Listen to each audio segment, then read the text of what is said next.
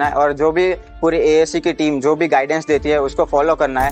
मैंने फाउंडेशन में डिसाइड कर लिया था कि मेरे को सीएमए अगर क्लियर करना है तो आकाश सर जैसा बोलेंगे मैं उन्हीं के अकॉर्डिंग मैं चलूँगा।